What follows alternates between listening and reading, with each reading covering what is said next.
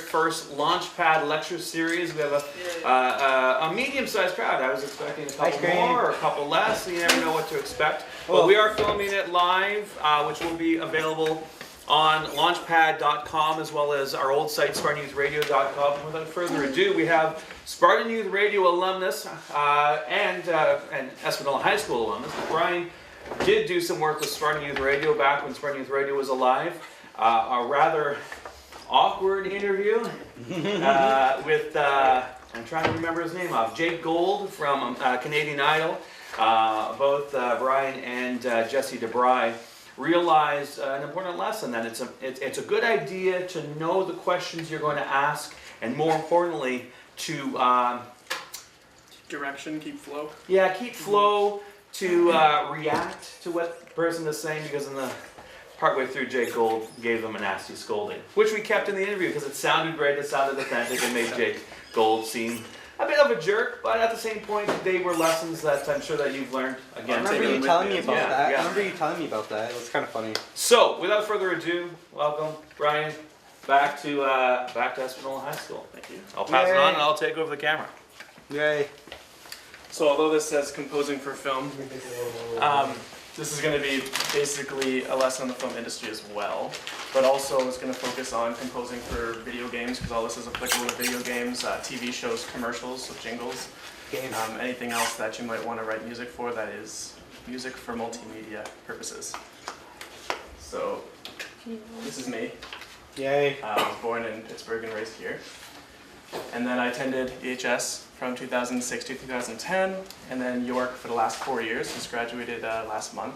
Awesome. And next year I'll be going to London, England, to City University London for a master's program in performance musicology, and I'll be focusing a little bit on composition for multimedia. They have a really big program there for that. Yeah, so it says here I studied composition for media, and trombone performance. Composed scores for few films in the Canadian industry, a couple shorts, and some web series, which actually never made it to web. So series, tucked in someone's library. I'm standing member of the Screen Composers Guild of Canada, which is the SUGC. And then this, every musician kind of tacks on what they use in case anybody wants to try out my setup. I use a MacBook Pro 15-inch currently, and I Mac with Logic X DAW, which means Digital Audio Workspace, and Sibelius and Finale for engraving. So for taking my handwritten notes and blowing it up for performance use. And I play a custom SE Shire trombone with a true bore valve, but this is about composing, so that doesn't matter. So we're going to play a really quick game. Everyone can chime in. Try not to yell it out while the bit's actually playing. But you're going to hear a short excerpt of music that I have here from either an original film score or a film's official soundtrack. And then you're going to try to name the film it's in, and then hopefully the composer who wrote it too. So, we'll start off here. Do my first one. Alright, we're going to start off easier and see if we can get it a little harder. This is the first one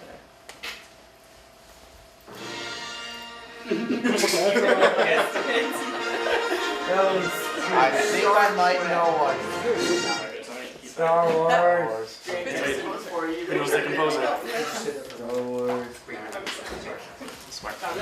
John Williams. That's who it is. Yay. So this is John Williams here. Hi. Can anybody tell me who that is for extra marks? Person. He looks familiar. Give you a hint. He's a film producer and director. Steven Spielberg. The reason this is important, we're going to get to this a little bit later, but composer and director associations are extremely common, popular, and preferred in Hollywood and Canadian film industry, but mostly in Hollywood you'll see a lot of this happening. John Williams has composed for, I'm sure, over 50 of Steven Spielberg's films. He's probably been nominated for Oscars for about 30. Oh, I screwed up. Let's go to the next one. Yeah.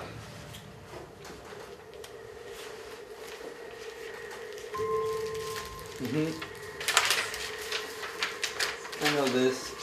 This one's actually not sure. This reminds me. That's from Inception.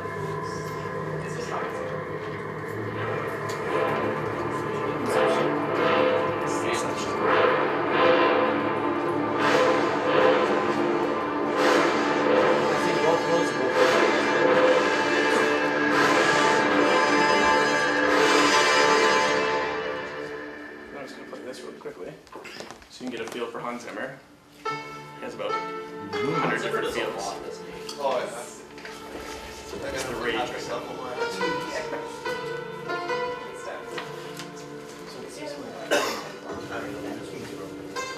And that one was Sherlock Holmes. The reason I wanted to show that one, it gives an entirely different perspective on using different instrumentation. Hans Zimmer is known for his electric composition through sample-based material. Yeah. And then the other half of it is his earlier films, such as Gladiator, Pirates of the Caribbean, Sherlock Holmes. He used those live are good instrumentation. movies. So this is the next one. Let's see if you can guess the composer. Oh, that sounds like 300. Something from that. Sounds like pirates. Sounds like something like that. Pirates of the Caribbean. Kind of like that too. Kind of sounds like Pirates of the Caribbean. Not enough How to Train That Dragon movie. First Say one. again? though. How to track. How How to to Train Train That Dragon movie. Ah, okay, that does sound The like composer? I don't know who the composer is, but yeah. It could have been Highlander too. I can't believe I forgot. It kind of sounded like something from 300 for a second though. I don't know why. So now we're going to get a lot harder here.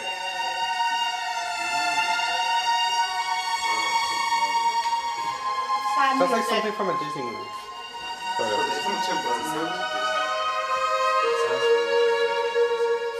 Oh, it sounds familiar. I just can't remember it. It's bothering me. It sounds like it's from like a video game. That's what I'm feeling. Yeah. What is it? What is it? If you don't have it now, you probably won't get it after that. So this one here is The Dream, which is Bernard Herrmann. This is from the movie Vertigo. Bernard Herrmann also did Psycho, like the shower scene that's so famous. Couldn't find the sound clip for it for some reason. This here is Bernard Herrmann. Does anybody know who this one is? I don't Some know. old guy. Possibly one of the most famous directors in Hollywood. There's a hint in the title next to it. Its name is not King Novak. with Witchrock. It's Alfred Hitchcock. Yay. Yeah. So this is another famous association. Bernard Herrmann's known for all of his amazing string writing, which is why I played that one in particular. And that's Alfred Hitchcock, one of the most famous and later on in his life controversial directors. I'm not going to do it again. This is the next one.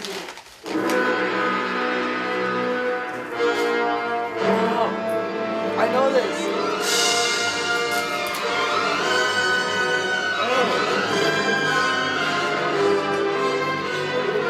I know this.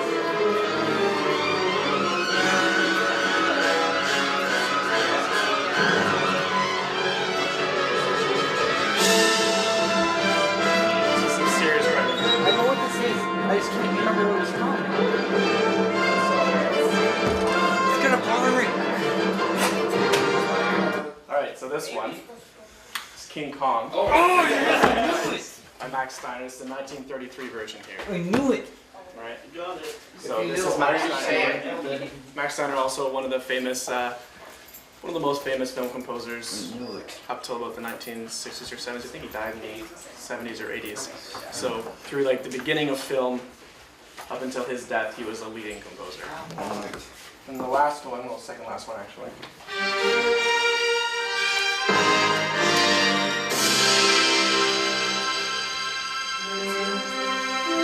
Isn't that like something from like introduction? It's like Hungary?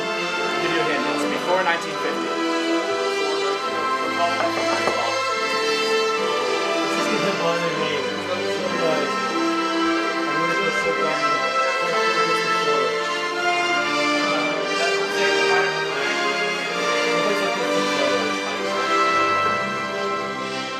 So this one's important because it won an Oscar. I don't But did it? I don't know. It sounds familiar though. This is gonna bother me. This is the best years of our lives. Hugo Friedhof. This is the main title overture. King Kong and this one were back in the day when, similar to live theater, they would have overture recordings in all their films when all of the credits would be at the beginning. And then it would be this big epic overture of all the different themes to come and whatnot. Hugo Friedhof won an Oscar for this score.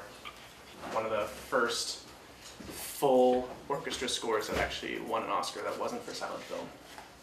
And then the last one is a little more difficult. We'll see who can get it. Sounds like something from Lord of the Rings. Oh no, wait. This is. Sounds like Beethoven. Sounds like Beethoven. You got Beethoven. I don't know the composer. Oh, it's Peter and the Wolf. That's Prokofiev. It sounds like It's Beethoven. Is it Peter and the Wolf? You're onto something. Beethoven. And what was his name? It was like King. Oh man. I'm gonna give it away here. You got Beethoven right. Symphony number 7, movement 2. Oh, kind of Yeah, sounds good. like the. This is Halloween. This is That's Danny Elfman. This one here is the King's Speech. And the reason why this is really important is because this was actually part of the soundtrack and it So wasn't originally it was scored. Beethoven. So this wasn't originally written at all. Isn't by the Beethoven I was composer. kind of hoping you'd do a Doctor Who one. You're late, Mr. Stewart. I'm just Sorry, considered. I don't know. That's the six Okay, good. Good stuff. No. So we're gonna move on to a couple other notable composers. Danny Elfman. Danny Elfman did Nightmare Before Howard Christmas.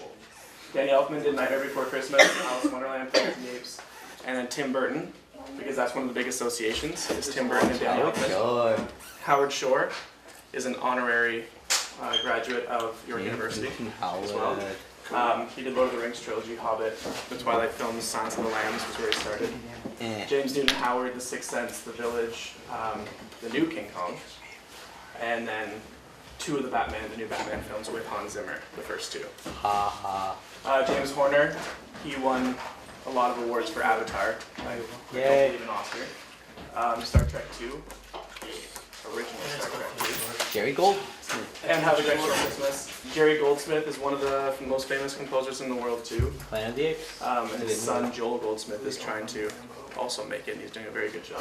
You should have thrown Doctor Who one, so I would have got that right away. Doctor Who. Fortunately, I have to admit, I've never really watched Doctor Who. Really? Why? Oh, I know, you at the really hate need cup, to. at the hate Very cup. cool. You really need to. There's only been 11 Doctors so far. You can catch up. Alan Menken here Well, is the composer you hear in basically Hercules. every no series. hand-drawn animated I Disney love movie all out there. 3 of those And movies. he's still doing a lot of work in the Disney industry, but a lot more Aladdin, people are Beauty and the coming Beast, and in. Hercules are all really good movies. So yeah, he's known for his I've immense watched all of musical them. contribution to Disney. Alfred Newman. Ah. Alfred Newman's old, not around anymore. But he used to conduct the film orchestras for all the adaptations of Rodgers and Hammerstein's productions remade into films, except for Oklahoma and the Sound of Music. I know. And he won the most Academy Awards or Oscars to date in the music industry. He leads with 9. And Al Menken, the guy who did all the Disney, John closely Williams. with 8, and John Williams has only won 5, which is really surprising. But he's been nominated for over 20, just under 30. And this is not to be confused with Alfred E. Newman from Mad Max. Nah.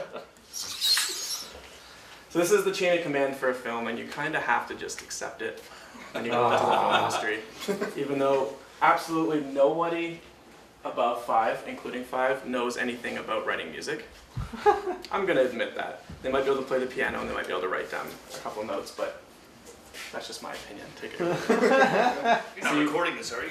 No, it's getting recorded. It's recorded. Don't distribute this to anybody I know. So executive producer is the person with the money.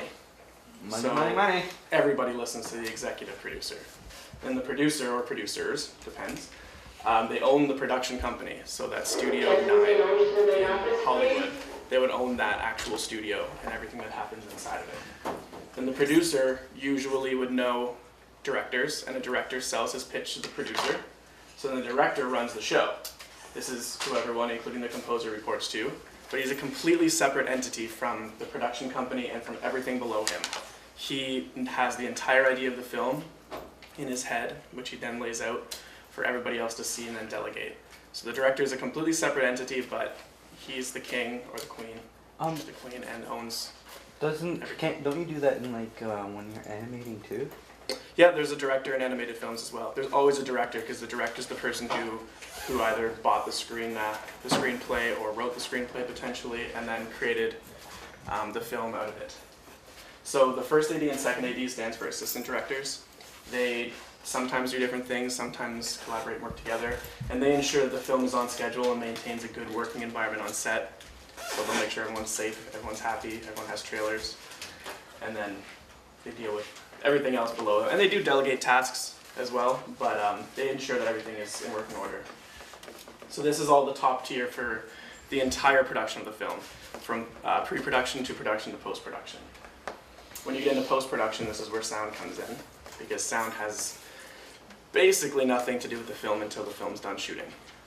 And then my chain of command that I would report to, for instance, or any composer, would be the sound designer or the supervising sound editor, but usually sound designer is easier to say. They're in charge of all aspects of post-production sound. So that includes everything from Foley, which includes sound effects and input, to syncing, to anything that has to do with audio. The music supervisor or the music director works with the composer, the editors, the mixers, including Foley artists, to create and integrate the film's soundtrack. Right? And the soundtrack just stands for track of sound. So it includes everything from dialogue, to sound effects, to music, absolutely everything. That's the soundtrack. It's a long track of sound. And then the composer's at the bottom of the food chain. Okay, we're above performers and conductors, but we write it. So all of the department's crew members are in similar positions. So the composer at the bottom would be also where the visual editor would be at the complete bottom of, I don't know, color enhancement, for instance. That person at the bottom of the food chain, just like the composer. Right? So everybody reports to the director, and the director reports to the producer, and the producer gets paid by the executive producer, essentially. So the music roles in film production, just to break it down a little bit further, we've been over the sound designer and the sound editor, right? You're going to get into the composer.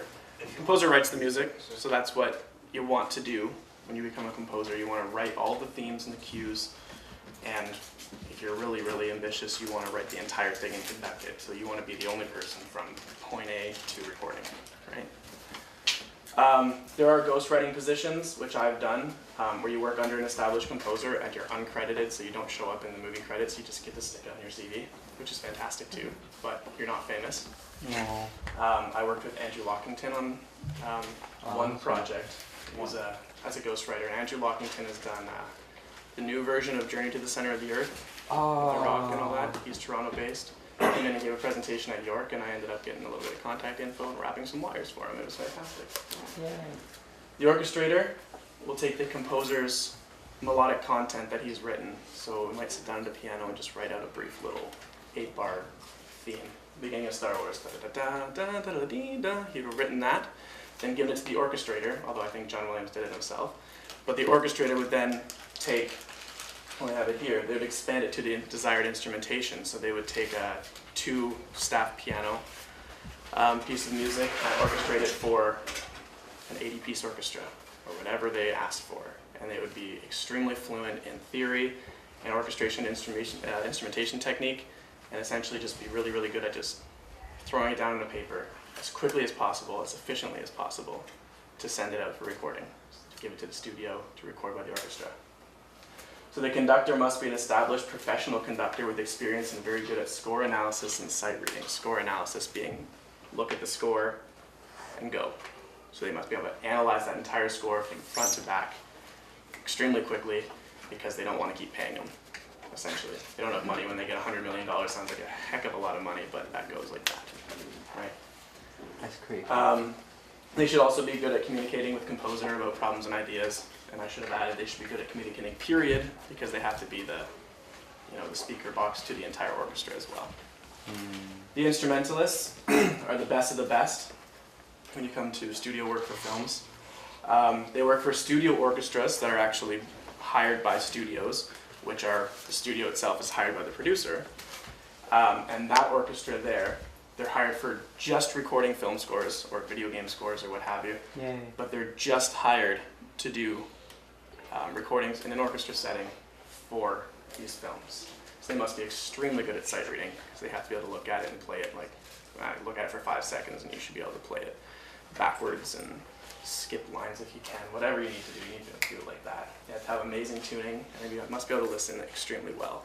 Not only to the conductor, which is a given, but to everybody around them.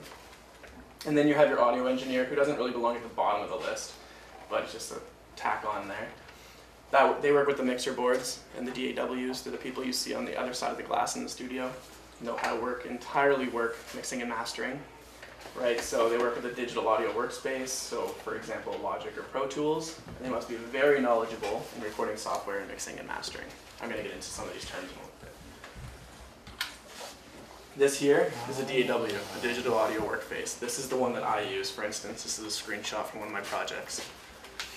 Ooh. Essentially what's happening here is you have everything available to you at your fingertips to work as quickly as possible. You mean just like that? Just like that. Right there. Just like that. When you have the little... Just like that. Yeah. This is hardware. This is software based. Right? So you can connect this to hardware if you want, and you can actually move something on the computer and you can watch it move on the slider. It's pretty cool. Yeah, I've seen things like that where like the sliders were all moving up and down. Pretty Yeah, cool. everything's connected now between hardware and software. For some people it's easier to use hardware. For me it's easier to use hardware. I prefer to use a physical mixer and get everything right, and it does it for me on there. But some people prefer to just hit record and then worry about it later, assuming that all the levels are correct. That's not really good though. It can be really good if you're really, really good at working with post-production editing and post-recording. But essentially here you have all your different tracks, so every different color line you see there is a different instrument that's been recorded. Okay. And then you can go into all the different mixing here to make sure that levels are correct and hear a really good proper mix, which is all mixing and mastering. It's all done in this little box here. All of these here, the little burgundy squares or rectangles are effects that you can put on it between reverb, delay, chorus, whatever you'd like. I love there in the effects. end, you can do that. Effects are cool. You do that all on this screen. And here you have a library sample library, where if you don't have an orchestra at your fingertips, you can create an orchestra. They have all these beautiful samples. They have violin samples. They Just so have beautiful. blank samples that you can make sound like a violin if you want. But all those Amazing. real musicians that'll work. This is what I use, because I don't want to pay out the money that I have to an orchestra. And you can only fit so many musicians in your Yeah, apartment. exactly. You can just fit Yeah, all of them in square. Put them all in there. You want a 70 piece, you have 70 musicians coming in one by one. Yeah. 70 days later, you have a dub track. Yay! So now we're going to go through some of the terms that I had thrown out there and kind of define what they are, so that if you hear any of these, you suddenly just go, okay, I'm on the same page as you, director, or on the same page as you, conductor. A film score, commonly referred to as just a score, and it's also known as film music, background music, incidental music, or cues. There's other names for it too. Most of them are slang past that though. They're the name given to the actual original music that's composed specifically for that film. Right, so the film score itself, they might steal little ideas from famous composers or from past films, but all the music in there is originally composed by that composer. That's the film score, right? And I'd mentioned that the soundtrack, also known as the official soundtrack when it's done, or the OST for short, it refers to all of the sound used in a film, including the score, songs, which aren't composed by the composer, they're pop songs or whatever, dialogue and sound effects. They're all literally tracked, locked to time, and then it's a track of sound or a soundtrack, right? Spotting is where composing for a film begins. When you enter post-production, that means that a rough cut of the film has been made by the time they get to the sound. So post-production begins with editing of the actual film itself. So they extract the dialogue and they send that off for dialogue editing, and then they work on picture editing, and they work on picture lock. So that what they do is they take 12 hours worth of footage that they've kept, and they create a 2-hour movie out of it, right? So they throw away 10 hours of footage that you'll never see unless you buy the bonus disc, which is kind of fun every now and then. Spotting session, though, is when the composer comes in, and this is the first step of sound post-production. The composer sits down with the director, and they completely go over what is going to happen with that music. So the director has this beautiful idea in his head of exactly what it's going to sound like, which never happens, by the way. But they have this amazing idea of what this is going to sound like. Oh, it's going to explode here, and this, they're going to get really sad, schmaltzy violins for this person's teardrop. And you sit down in the spotting session, you write down a time, and you say, right here, schmaltzy violin teardrop. Every teardrop does that. Exactly. Now, you'd be surprised what Bernard Herrmann and people used to do. And so you'd write down all these ideas, and you'd write it down via time code, which I have somewhere coming up. So yeah, it's the process of meeting with the director of the film and watching the cuts of the film to discuss the music. So the topics could include music placement, style and feel of music, genre, and timeline. So genre, you could discuss, I want it to sound like Beethoven, or I want it to sound like Eminem, whatever they want. You're coming up with this idea, this overall umbrella idea of what it's going to sound like before you even start writing a piece of music. Right. And then you're going to sync it way later. This is not in order, by the way. So way later is syncing. And it's the process of aligning the soundtrack to the film itself. And it's done using SMPTE timecode. SMPTE stands for Society of Motion Picture and Television Engineers. And it was created to run perfectly from the first millisecond of the film to the last possible minute. It's a running time and it locks.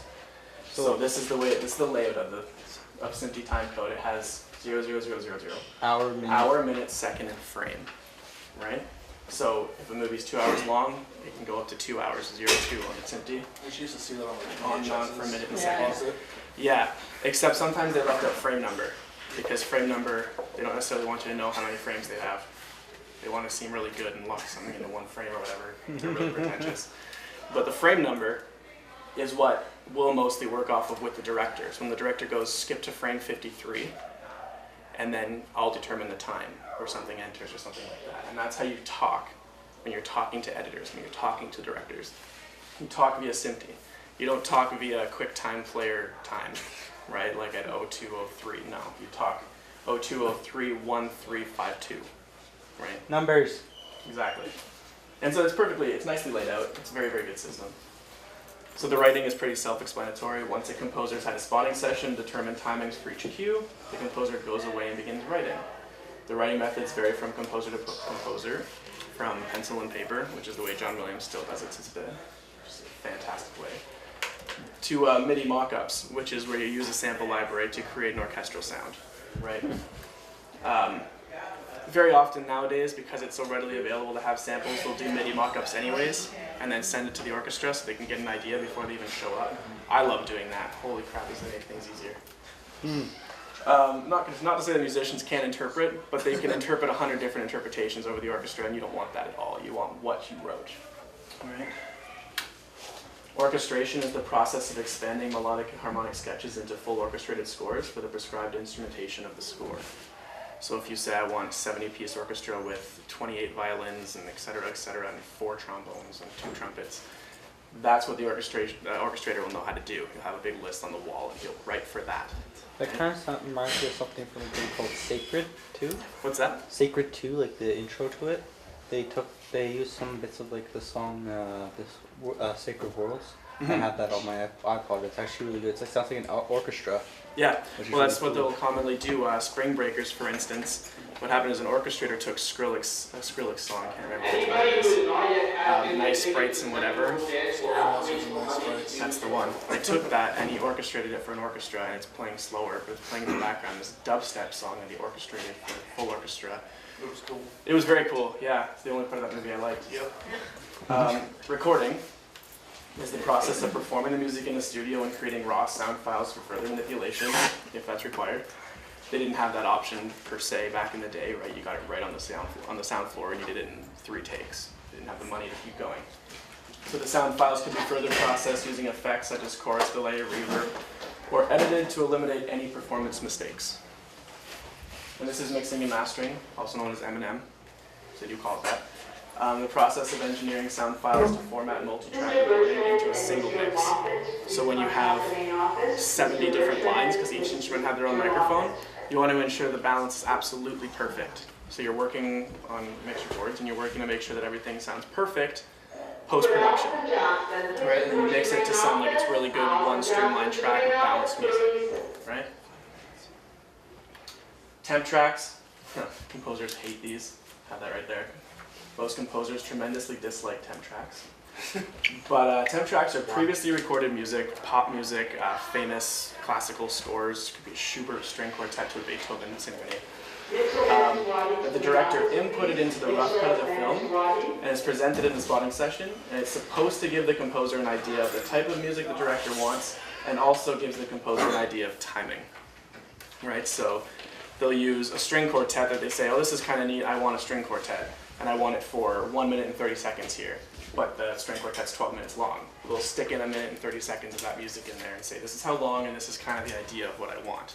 That's temp music. The only problem with temp music is that it influences the director so much that the director will want that, but you're not allowed to use that, right? You can't use Tokyo String Quartet's version of Schubert's, String Quartet No. 4. You're not allowed to do that.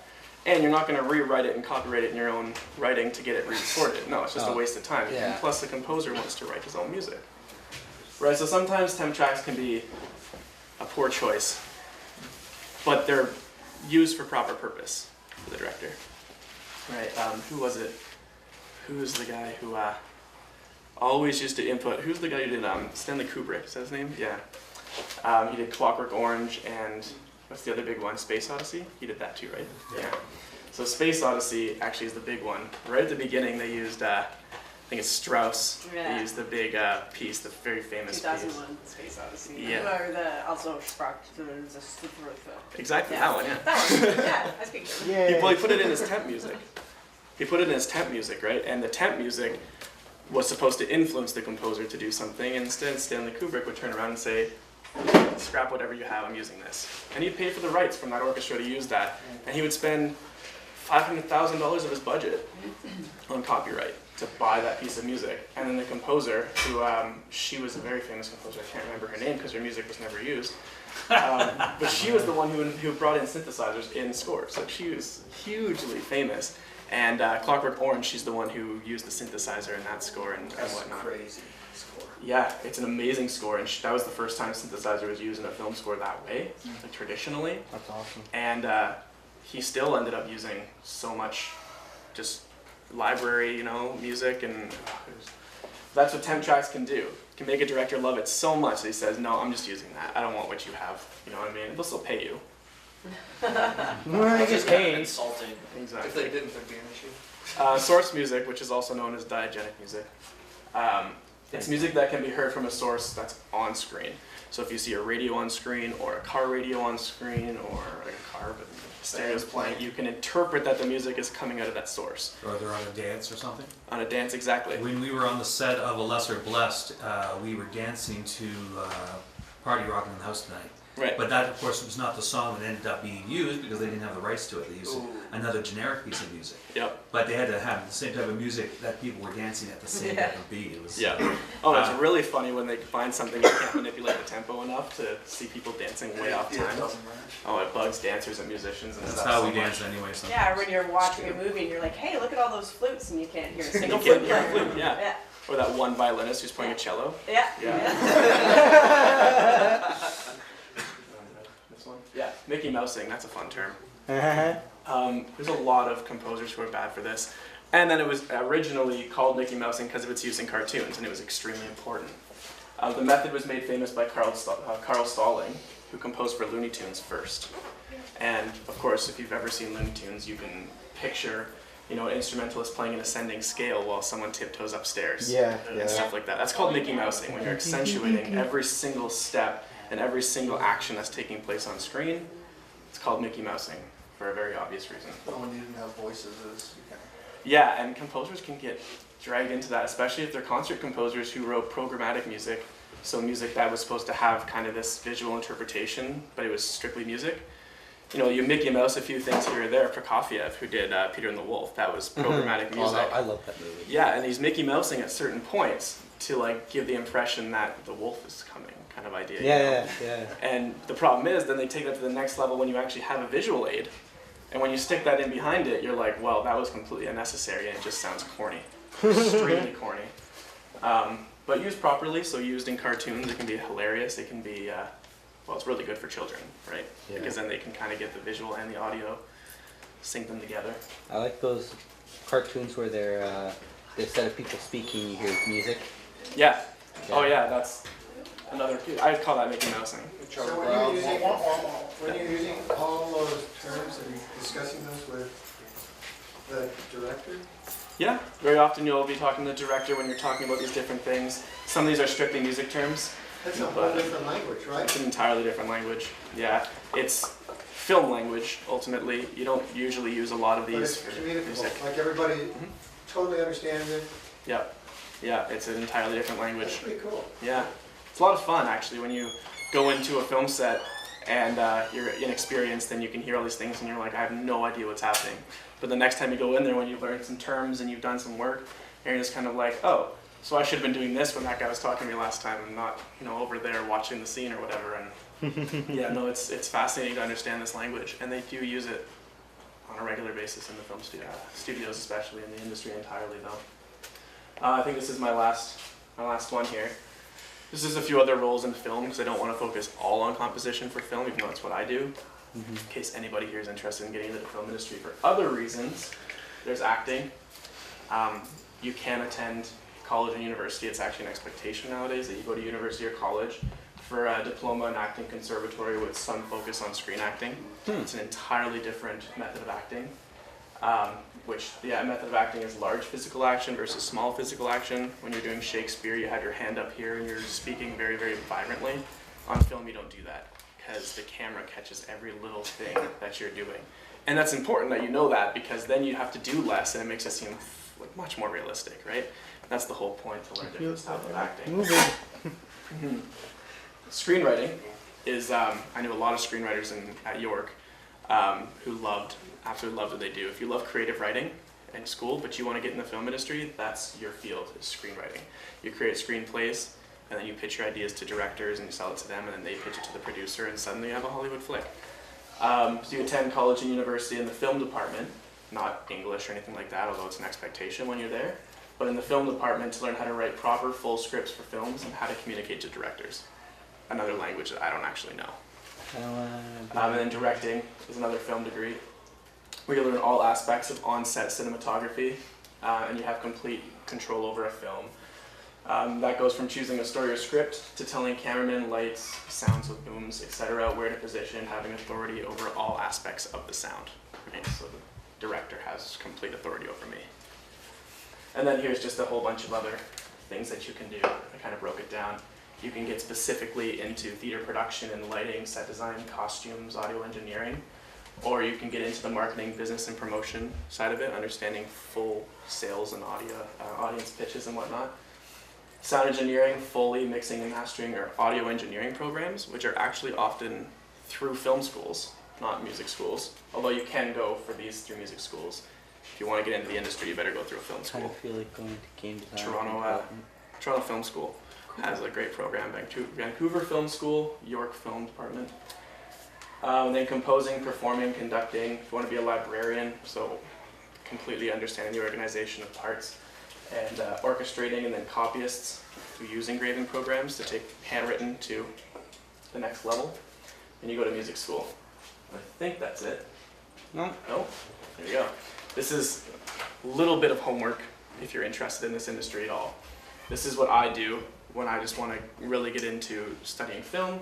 You watch an entire film once, right? You do this for the enjoyment of the film and the story without focusing on the music, because it's extremely hard to enjoy a feature film when you're focusing on the music. You want to get the story out of the way because you don't want that to draw your attention from the music when you get to step 3. Step 2, though, you acquire the soundtrack of the film, and the soundtrack might not have the dialogue or sound effects in it, but you'll get the original score and the songs used in the film, right? And you listen to the cues and themes and leitmotifs, so themes written specifically for characters. And then you kind of do your homework. It means you find common themes throughout the entire film that ties together the score, and you find themes that relate to a character or a particular scene. And usually you can find the cue's name will tell you the cue's relevance, right? Okay. So Star Wars main title means it's the main title. But Luke and Leia's theme, well, you know who that's for. Then you're going to rewatch the film and discover how the cues that you studied benefit that film and the scenes. And then these are the movies that I suggest you watch. So Star Wars Empire Strikes Back specifically, because it has the Force theme, Luke's theme, Leia's theme, Yoda's theme, and the Imperial All March. the themes. How to Train Your Dragon. There's 2 main themes, right? That Powell does an amazing job of creating like a militaristic side of things, as well as like a light-hearted love for the dragon kind of thing. But he does an amazing job of creating continuity in the score, and he uses all aspects of cultural relevance, such as instrumentation, in particular Celtic scales and themes. And the King's Speech, because it's a wonderful score, like I have down there, because he kind of accentuates the lightheartedness of the juxtaposition of the one character. I don't know if you've ever seen the movie, but the juxtaposition of the teacher versus the king, etc., the prince at the time. It's by Alexander Desplat, who did some of the Harry Potter movies and tons of other things. But it specifically listened for the sound designer's use of Beethoven Symphony 7 that I showed earlier. Just an amazing use of it, and it shocked me when I heard it. It's my favorite symphony and movement, but when I heard it come into the film, it blew my mind. It actually almost brought me to tears. It's an amazing job, amazing use of it. And this is definitely the end of one this. movie actually, I think there's a few movies that the sound actually made me almost cry. Oh yeah, and it's 'Cause amazing. It was so sad. Forrest Gump. That Does an was- amazing job of that was using awesome. music That was awesome. for that. I forget what movie it was, but it literally made me cry. This one movie, and it was so good. I loved that movie so much. I just forget what it was. Just write it down and get the score and acquire the score, and then listen just to the music and see. And that's my time. Well, thank you very much, Ron Case. I'll get in front here in the camera. For those who wanted to take notes, all of this will be at dreamlaunching.com. Brian and I have been talking over the last couple of years about a film project that I'm working on that he's interested in being a part of, hopefully still. Yeah, absolutely. I'm working with a screenwriter and getting that done. I may have to switch screenwriters, we'll go from there. But thank you very much, Brian, for coming to dreamlaunching.com. You can check us out, dreamlaunching.com, as well as SpartanYouthRadio.com. And a round of applause for our guests.